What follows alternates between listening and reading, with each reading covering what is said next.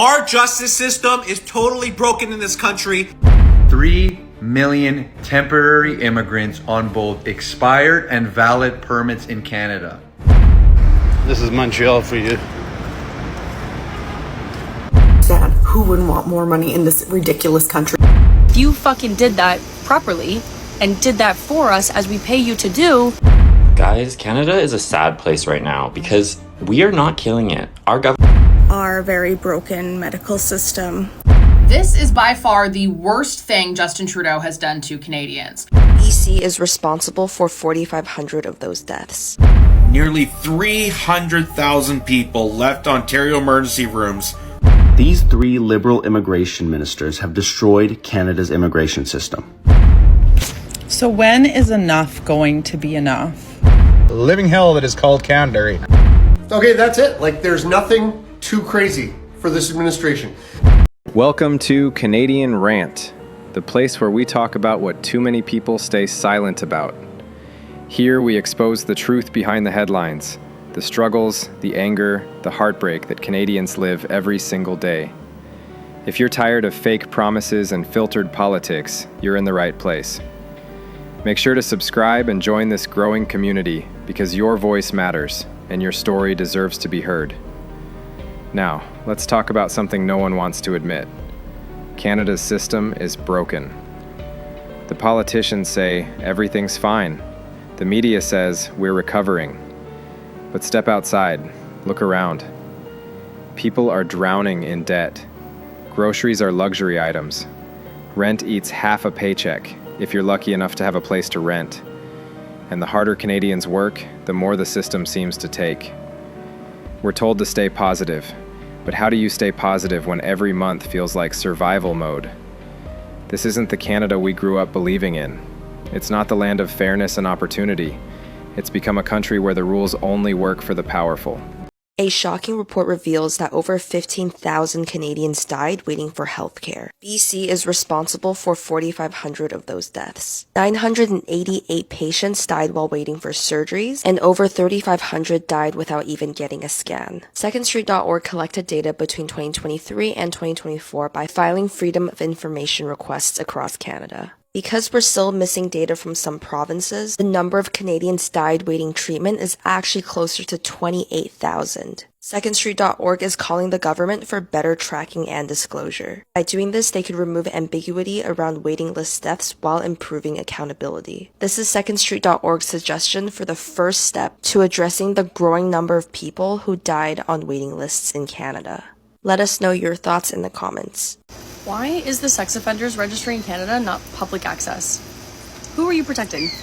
It's not the citizens, it's not the civilians, it's not the community, it's not the children, it's not the parents, right? You are protecting the violent offender who has been convicted of a serious crime. And anytime I read up on the subject, it's always like, oh, well, we don't want people taking matters into their own hands. We don't want people seeking their own justice.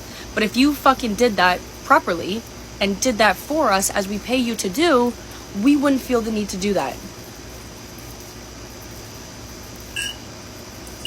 And I bet you, if we made that public access, people would be way less likely to offend. Because do you want your name on a publicly accessible list of names with other offenders? Fuck no, you don't. Fuck no, you don't.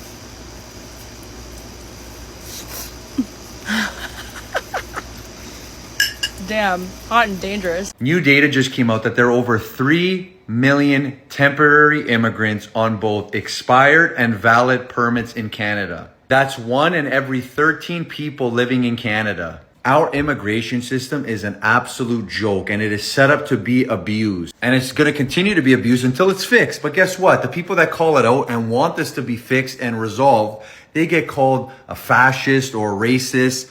And it's a fucking joke. Patriotic Canadians care about their country and they don't want it to be invaded by people that don't deserve to be here. Mass immigration will be the destruction of Canada and the West if this continues to be left unchecked. Okay, that's it. Like, there's nothing too crazy for this administration. Our Defense Department is scrubbing records. I don't know. I just reposted it. It was on Matt Out yesterday. Scrubbing the records of our American history, if anything has anything to do with DEI, right? Diversity, equity, and inclusion. Anything that has to do with that. So there is a famous airplane, right? The airplane that dropped the atomic bomb in Hiroshima. So this plane was called Enola Gay. Enola Gay is the name of the plane. And they're trying to scrub it from American records and our history because the last name is Gay. I don't know. I don't know what to, how to even process this garbage information. Also, we just hiked up another tariff on Canada, moving it to 50% on also I think steel and aluminum or something, but also because they are charging us 25% tariff on the electricity to 3 major states. What is happening? These 3 liberal immigration ministers have destroyed Canada's immigration system. Meet Mark Miller, Sean Fraser, and Lena Diab. Since 2015, IRCC stats show millions upon millions of immigrants coming from just 3 avenues: the temporary foreign work program, study permits, and the recently unearthed international mobility program. In 2024 alone, these 3 avenues recorded over 3 million immigrants. That's not including the millions of permanent residents that have added to our numbers over the past decade. In the first 4 months of 2025 alone, the Liberal government has brought in over 800,000 immigrants. At that pace, we'll be at millions by the year's end. These immigration numbers make Trudeau's outrageous numbers look like rookie numbers. This ludicrous Liberal recipe has led to record high youth unemployment, a housing crisis never seen before in Canada where many are priced out, a healthcare system that's drowning under the influx of so many people without the infrastructure and staff to support it, and crime that's through the roof throughout the country. To make matters worse, Sean Fraser has since become the Minister of Justice and Attorney General, making Canada more unsafe than it's ever been. Here's the Liberals' stats since 2015. Violent crime, 55% increase. Homicides, nearly 30% increase. Sexual assaults, over 75% increase. Extortion, over 330% increase. Vehicle theft, over 25%. And hate crimes, over 258% increase. Our Minister of Justice is out of touch with Canada and Canadians and is leading us down a perilous path. And here he is doing an announcement for the government housing initiative called Build Canada Homes this past week, standing in front of literal 200 square foot shoeboxes. Isn't it great that the Liberal government that created this housing crisis is the same government that's telling us we should live in tiny homes? This is right in line with when Chrystia Freeland mentioned the Liberals' plan for modular homes, essentially highlighting how our generation and generations to come should get used to living in shipping containers. It's important to remember that a nation is made up of 3 Ps: people, principles, and place. The Liberals have been eroding all 3 simultaneously for the past decade, replacing our people, eroding our long-held principles, and displacing Canadians en masse, many of whom have been forced to move abroad for a better life. This is the managed and planned decline of true Canadians. Our government has become a house of traitors, working against the prosperity of its citizens. Last time I checked, that was called treason. Canada, it's time to end mass immigration and restore law and order before Canada is no longer Canada. So when is enough going to be enough? I don't know if, the rest of Canada isn't actually following what's happening and following what Carney is doing.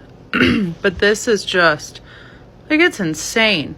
He puts out press conferences about, it's going to be tough times. Things are going to be hard. It's going to cut into your savings. It's going to cut into your retirement while he's jet setting around the world on our dime. When is the rest of Canada going to wake up? He said he wasn't going to cut jobs. What has he just done? Cut thousands of jobs. And what is he doing? He's replacing the people with AI. So when we call places like the CRA, we get to talk to a frickin' bot because we already don't have to deal with that enough. We want to have to deal with that when it has to do with our taxes or benefits or unemployment insurance or any of those things. Canadians can't find work. People are burning our flags in the streets. And everybody is not everybody, but a lot of people are coming undone on the Albertans that want to separate But if you look around our country, what the heck do we want to stay here for? What is there left to stay for? Christian worship guy is being canceled all around the country because he's singing about Jesus, not because of anything else. Let me make that very clear. This is not a MAGA movement problem. This is a Christian problem. So while Canada is ready to, see or whatever Palestine as a state, Christianity is getting pushed out of my country. Like, the only hope we have left at any type of normalcy in our worlds is to separate. Independence is the way. We will not prosper if we stay in Canada. We will not have freedom to be able to practice the religions that we want to, even though it's in our charter rights. But I mean, come on now. Like, what else is in the charter and in the Constitution that has just been tossed out the window? Wake up, people. Wake up. Wake up. Now is the time. We have to make this happen. The courts are trying to hold up the question. They have 10 days. They're going to court on August 7th. This is happening. It's happening. And I mean, if worse comes to worse and we have to rearrange the way that the question's asked, then I guess we do that. But we're not giving up. We're still fighting, and I hope you continue to fight with us. This is by far the worst thing Justin Trudeau has done to Canadians. Policies can be changed, the economy can recover, all of that stuff over time under good leadership can be healed. And the true damage of his reign has been how successfully he has pitted his people against each other, how he has divided people into classes, into oppressor and victims, virtue signalers, or just normal people. And we have all abided by it. He has completely demoralized who we are as people and how we treat each other. And I see this every freaking day with people in my comment section who are so virtuous and nice and smart, who are just the most awful humans in how they speak to each other. Comes from all sides. I'm not blaming anyone here. I'm saying in general, Justin Trudeau's government, he is the leader after all. So this falls on him. All of this falls on him because it's his job and duty to create and serve a prosperous nation, right? But the way that he has insulted dissenters, pitted people against each other, used propaganda, the damage caused from all of that is something that many people, their brains will literally never recover from. Indoctrination is scary, and for some people, it's lifelong. I wonder if any of the 43,000 canola farms across the country, or the 206,000 workers that it employs in that industry, voted for the Liberals in the last federal election. Well, if you did, the Liberals stabbed you in the back. That's right, folks. The Canadian government Liberal government has imposed a 100% tariff on Chinese electric vehicles. And in retaliation, the Chinese government responded by putting a 100% tariff on canola oil from Canada. You might as well kiss the canola industry goodbye. Along with the $43 billion in contribution to the Canadian economy per year from the canola industry, as China is now looking to Australia for future import-export relations in regards to canola oil. Thank you, Carney. Thank you. Thank you, Carney. If by 2035 no new gas-powered vehicles can be sold in Canada, why are we putting a 100% tariff on electric vehicles?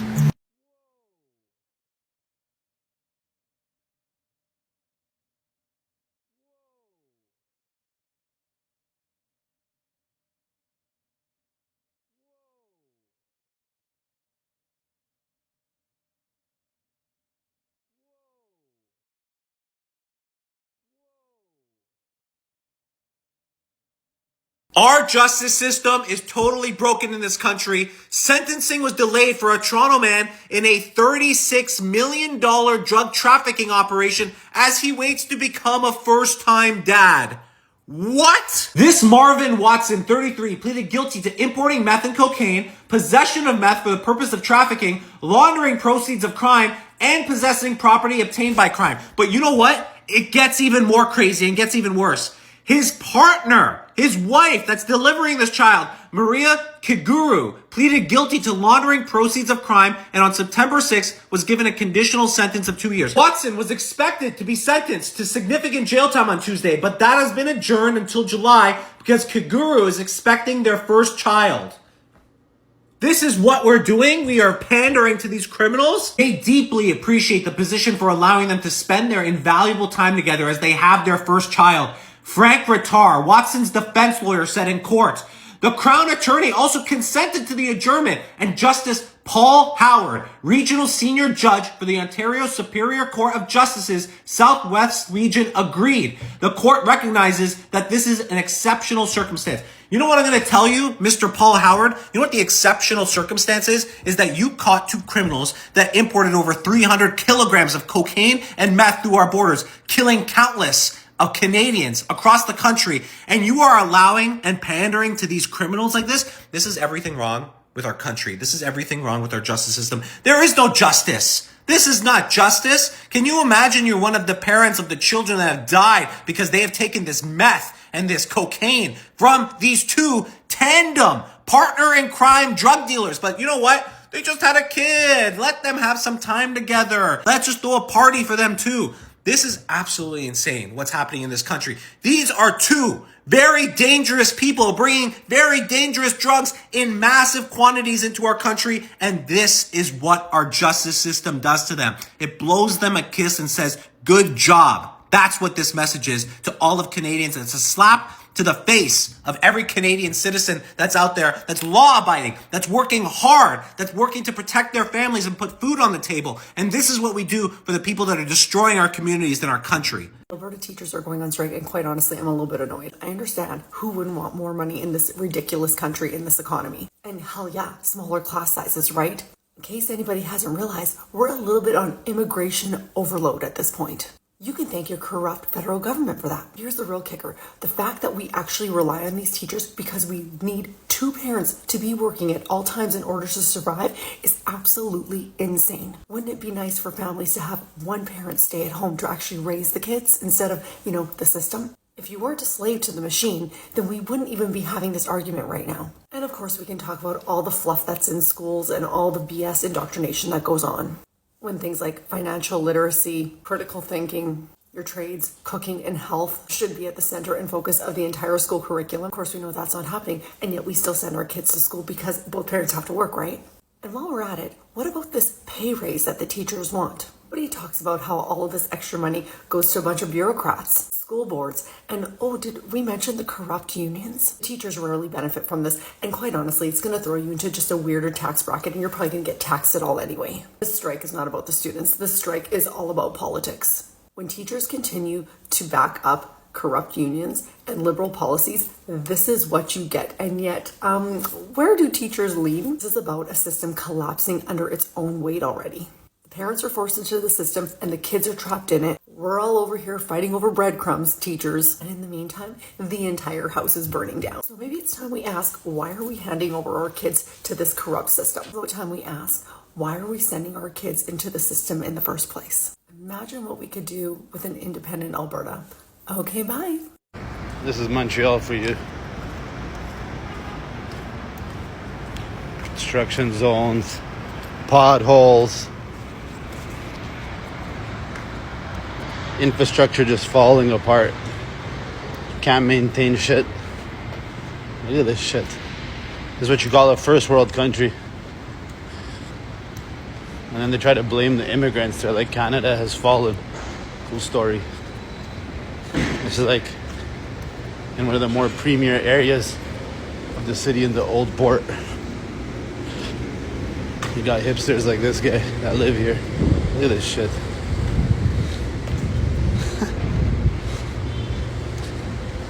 Yep. Blame the immigrants on social media with the misinformation. Canada has fallen bullshit. Look at this. Look how grimy this shit looks. More. Bro. Call this first world country vibes. Look at this shit.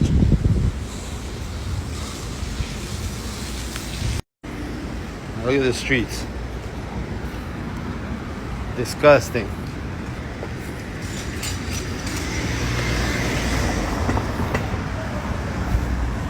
Come on, man. People out here making fun of third world countries and shit. Like, what the fuck is this? Like, look at this shit.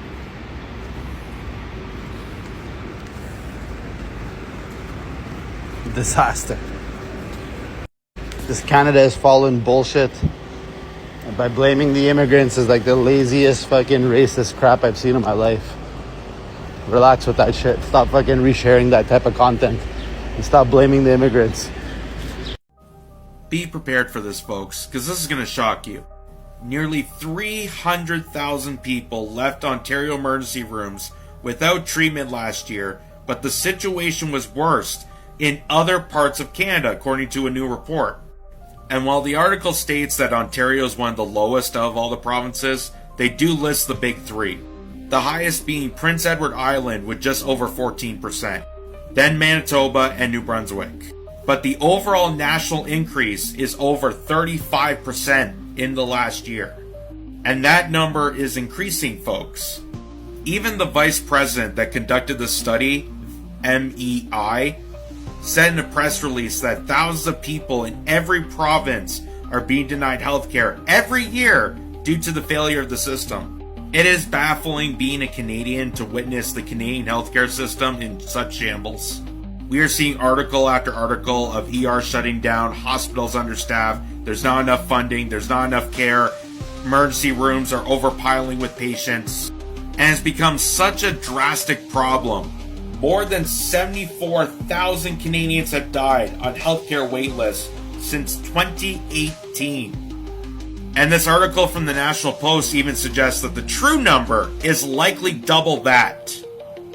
To watch one of our valued services in this country deteriorating is just absolutely heartbreaking. It's supposed to be one of our proudest parts of being a Canadian. When Tommy Douglas in 1968 came together with a universal basic healthcare plan, did he expect it to turn this way? Did he expect Canadians to be so burdened with taxes, but the taxes don't actually go to these services? Now, I'm not able to crunch the numbers on hand, but I'm assuming that the amount of taxes that we pay should make our healthcare system actually functional. But apparently we can't serve the needs of our own citizens. We can, however, take that money and invest it overseas. You know, foreign wars, private trips, Global Affairs Canada, the money laundering shenanigans, that kind of stuff. But not healthcare.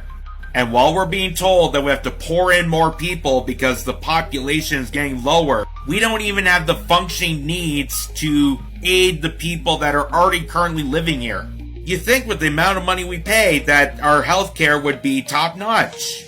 But instead of treating you with the proper respect and dignity as a citizen, they suggest other options. You know, like MAID, self-deletion. Because hey, the more of you gone, we're gonna save millions. And I can assure you the money saved is not going towards you or your life. Absolutely disgusting. Let's talk about the failures of the Canada Disability Benefit. Why it replicates provincial harm, violates the UNCRPD, and betrays everything we fought for. 1. It's means-tested and clawed back like provincial programs. The promise was a federal benefit that would be different from provincial disability programs. No clawbacks, no disincentives, no poverty traps. The reality, though? It's means-tested. The benefit is reduced based on your household income, not just your own. And the clawbacks happen fast. For every dollar over a low threshold of $23,000 for a single person with an exemption of $10,000, your benefit shrinks. Also, your partner's income counts against you even if they don't support you financially. Why is this harmful? It forces disabled people to stay single or financially dependent. It also mirrors ODSP, AISH, and PWD programs we already said trap us in poverty. It also makes work risky. If you try to earn, your benefit gets cut or phased out when you reach their arbitrary ceiling. This is not liberation.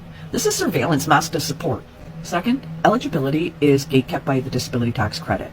The promise was a benefit for all disabled people living in poverty, especially those left behind by current systems. What's the reality? You must qualify for the disability tax credit, a tax program with a complex bias process. People with episodic disabilities, mental illnesses, neurodivergence, and intellectual disabilities are routinely denied the disability tax credit. Getting approved often requires doctors, money, and persistence that many of us don't have. This is harmful because thousands of disabled people living in poverty will never see a single dollar. Basing eligibility on a tax credit excludes some of those with the highest barriers. You can be too disabled to work, but not disabled enough to get the benefit. Third, the amount is insultingly low. The promise was to lift disabled people out of poverty, not just a little help, but a life with dignity. The reality is that the current amount is $200 a month. That's $2,400 per year. Advocates called for at least $1,800 to $2,400 a month to meet basic costs of living and disability expenses. Cost of living for disabled people is approximately 40% higher than the average Canadian. We call that a crip tax. $200 per month doesn't lift anyone out of poverty, not even close. This is harmful because it reinforces the narrative that disabled people are worth less and leaves most recipients thousands below the poverty line. The Canada Disability Benefit pretends to help while abandoning the actual goal, ending poverty. This is not help. It's nothing more than political performance for which they'll happily pat themselves on the back. Fourth reason is that it excludes people without tax returns or with non-compliant partners. The promise was equity, no one left behind. But in reality, to get the benefit, you and your partner must both have filed taxes. People in shelters, those in financial abuse situations, or people in informal or without housing may not meet this. If your partner doesn't file or won't let you file, you're locked out. This is so fucking harmful. It punishes the most marginalized. It contradicts equity and anti-poverty principles. And it endangers survivors of abuse and those fleeing unsafe relationships. We were promised independence, not dependence on some partner's paperwork. Number 5, there's no automatic enrollment and application barriers remain. The promise was a simple, barrier-free process accessible to all. But the reality is that you must apply through a process set by the minister. There's no guarantee of plain language, multilingual options, or accommodations. No automatic inclusion if you're already on provincial disability programs. This is harmful because it creates more paperwork and stress for people already overwhelmed just managing day-to-day shit everyone else takes for granted, like tying your shoes or checking the mail or going to doctor's appointments. And this could also exclude people with cognitive, sensory, language, and executive functioning barriers. Inaccessible systems are a form of systemic ableism. If you can't navigate bureaucracy, you don't get help. Number 7, and you really need to pay attention to this one. It violates the United Nations Convention on the Rights of Persons with Disabilities, the UNCRPD. Canada ratified the UNCRPD 15 years ago. What does the UNCRPD say? In Article 28, we have the right to adequate income, housing, and living standards. In Article 19, we have the right to live independently, free from institutional or systemic control. Article 3, we are entitled to autonomy, dignity, and equality. What the CDB delivers?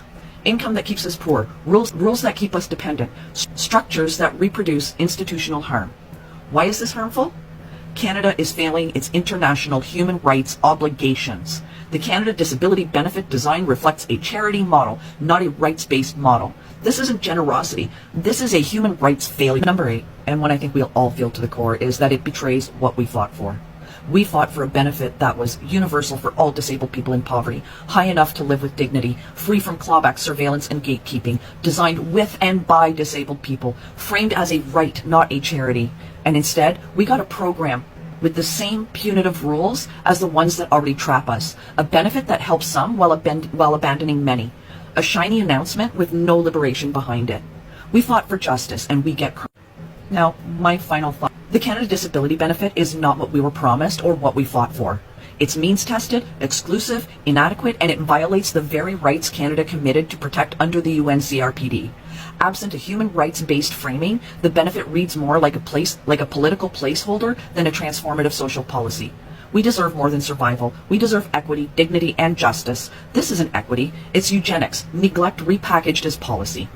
Guys, Canada is a sad place right now because we are not killing it. Our government has kind of let us down. Our systems that we've relied on for so long kind of are falling apart because we're letting in a lot of people, which I love, but we're not building the infrastructure for them. And we're not putting the investments in that are required. We're putting a lot of tax revenue into things that are absolutely ridiculous. Like, I looked at the federal budget and I looked at actually how much money they collect is insane. Like, the amount of revenue that they're producing from taxes is crazy. And the amount of money they're spending is also insane. And the two don't add up, obviously, because that would just be way too logical. But they're spending money on things like, I believe it was $380 million for the Atlantic Canada Opportunities Agency. I'm like, what the fuck even is that? Like, businesses don't need to exist on one side of the country or on the other side of the country. They should exist where it makes sense. Okay. And for the fact of like, you can obviously prop up an industry with money, but its roadmap to ever being profitable is almost impossible, especially when you're dealing with such big numbers like this. It's almost impossible because you build systems that accommodate for the budget you have. And when those financial aid is taken away, the business usually just collapses. It has almost no ability to transition to a for-profit model. And I am just at my wit's end because we also have capitalism in Canada, but it's not even really capitalism because a lot of times you only see the 2 Canadian grocery store options. You only see the 2 Canadian airline options. You only see the 3 Canadian cell phone providers. These businesses are the most profitable at what they do for a smaller sales revenue than you'll see anywhere else in the world because they're basically able to control the market. You need a cell phone. Yeah, you have 3 options and we're all friends. So we've kind of picked a price that makes sense for us and you're going to have to deal with it. And that is very, very frustrating. What we should be doing to lower prices is say, hey, T-Mobile, American Giants, come in, do business. I guarantee TELUS and Rogers and Shaw would not just take it laying down, okay? They would get up and say, hey, we're actually going to have to adjust our pricing because we have some competition now, okay? You can introduce competition to fix these problems, okay? And if there's market rules right now that are stopping them from being available, remove those, okay? Like this is stupid. This is stupid economics. It's like, it's also, they just keep wanting to tax us more. Sweetie, you are better off owning 1% of Amazon than 100% of my business because Amazon is a much bigger company, but you're only getting 1% of their revenue. Well, that's enough. You rather have a small percent of a big number than a big percent of a small number is my point. I'm not the worst businessman, but I'm not Amazon, okay? And the thing is it's just frustrating. It's frustrating to see such stupidity and for people in charge that clearly have no idea how businesses operate. They've never operated a business. They're just like a human little parasite that just feeds off of the government. And that's all they'll ever know. And that's all they're ever capable of doing. And it's just very upsetting. It's like, get your head out of the fucking sand and smell the air. Like, you are not doing a good job. And the fact that they, in their audacity of it all, still think they deserve raises based on inflation, like you are getting rewarded for being terrible at your job, okay? Like it is insane. It is insane. They should have their wages connected to the economic growth of the country, okay? So if our wages go down, their wage should go down, okay? We should not have people making $200,000 a year. My boyfriend makes $230,000 a year, okay? He's not a good touch on reality. He's doing okay? Me, I make a normal wage, okay? I have a grasp on reality a little bit more than him. And even life with these wages, they feel like that's normal and okay. Yeah, because it kept up with inflation, so you are living a normal and okay life. But it's not the reality for most other Canadians. And it's hard. It's hard to see my own country, which I love so much, which I care so much about, be so dumb. And I think Canadians are very smart. So it is really upsetting to see so many things go south. And I mean, I just want to go south because it feels like all the opportunities and all the better careers are down there. And I'm just sad. I guess that's my point of my video is I'm sad because I love my country and I want to see it thrive and I believe it has the potential to, but we now have the highest debt to GDP ratio in the G7, meaning that Canadians are holding on the most amount of debt proportional to their income out of any of the developed nations. And that's not something that previously existed. And we're also dealing with a housing crisis. We're dealing with raising food costs and all sorts of insanity. And it's due to shoddy capitalism. And you can let wherever companies come from, like they don't matter. You can still regulate them. They don't need to be Canadian companies, okay? You can still say this is the minimum wage. You have to let your workers have this, that, the other thing. It doesn't need to be Canadian owned, okay? That's my rant. I know this is not going to get 2 views, but that's what I wanted to say for today. The truth is, Canada didn't break overnight. It's been slowly falling apart, piece by piece, policy by policy, promise by promise. And while the cracks kept widening, most people were too busy just trying to survive to notice. Because when you're worried about rent, about groceries, about gas, you don't have time to fight the system that keeps you struggling. And that's exactly how they want it. For decades, we've been told to work harder, stay positive, trust the process. But what if the process itself is the problem? What if the system isn't broken? What if it's working exactly the way it was designed? To keep a few at the top and the rest of us barely hanging on.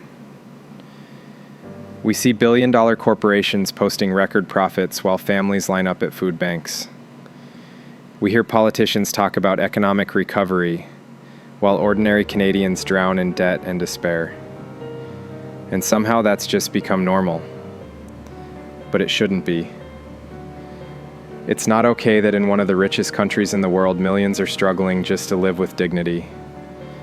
And yet, even in all this chaos, Canadians haven't lost their compassion. We still help each other. We still show up for our neighbors. We still believe that fairness and decency matter. That's what gives me hope. Because no matter how broken the system gets, the spirit of the people, our spirit, hasn't broken yet. But hope alone isn't enough. Change doesn't come from waiting for the next election or trusting another empty promise. Change starts when people wake up, when they realize that silence is exactly what keeps this system alive. So if you've ever looked around and thought, this isn't the Canada we were promised, you're not alone. You're part of a growing movement that's ready to demand better for our families, for our future, and for the generations coming after us. Because this isn't just about economics. It's about humanity, about fairness, about building a Canada that works for everyone again, not just the powerful few. So let's keep talking, keep questioning, keep pushing for the truth that too many are afraid to say out loud.